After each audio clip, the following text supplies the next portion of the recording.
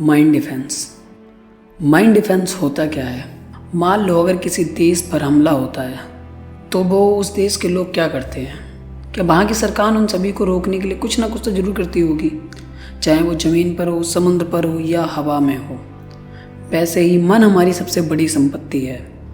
हमें इसको वैसे ही ध्यान रखना है जैसे हम अपने देश का रखते हैं। जब हम गलत विचारों को अपने मन में आने देते हैं तो सिर्फ वो विचार ही हमारे मन में नहीं आते, साथ में वो भावनाएं भी आती हैं जो हमारे मन को और शरीर को दोनों को ही कमज़ोर बना देती हैं। हमारे देश के लिए जैसे रक्षा बल होता है, क्या हमारे दिमाग के लिए भी रक्षा बल नहीं होना चाहिए?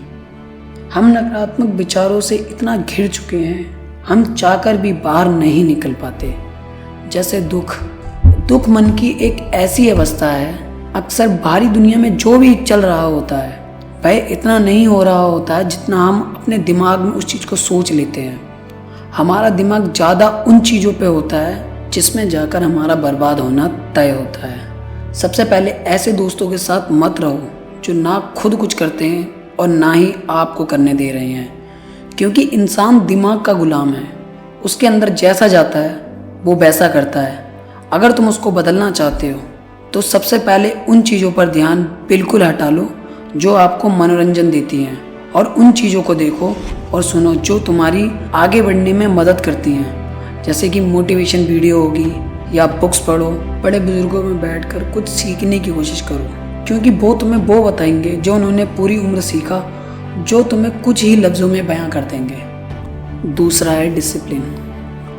खुद को विकसित करने के लिए दूसरी आदत डिसिप्लिन यानी अनुशासन आपके जीवन में तभी आ सकता है जब उस चीज़ को लेकर आप बहुत ज़्यादा सीरियस हो। एक अनुशासित व्यक्ति का दिमाग लचीला और मजबूत होता है। अनुशासित होने का मतलब क्या है आपको यह पता है? आपका दिमाग अनुशासन उन चीज़ों को कर रहा है जो आपके लिए अच्छी है, भले ही आपका उन चीज़ों को करने का मन ना करता हो।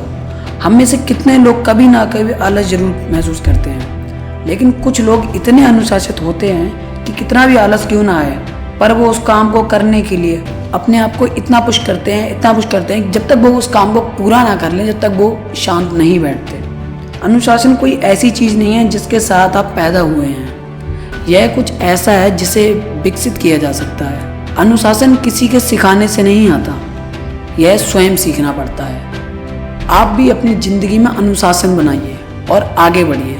आज सभी लोग अपने भाग्य और परिस्थितियों को कोसते हैं। अब जरा सोचिए, अगर एडिशन भी खुद को अनलक्की समझकर प्रयास करना छोड़ देता तो दुनिया एक बहुत बड़े आविष्कार से वंचित रह जाती। आइंस्टाइन भी अपने भाग्य और परिस्थितियों को कोस सकता था, लेकिन उसने ऐसा नहीं किया। तो आप क्यों करते हो? अगर किसी काम में असफल हो भी गए हो तो क्या हुआ, ये अंत तो नहीं है ना। फिर से कोशिश करो, क्योंकि कोशिश करने वालों की कभी हार नहीं होती।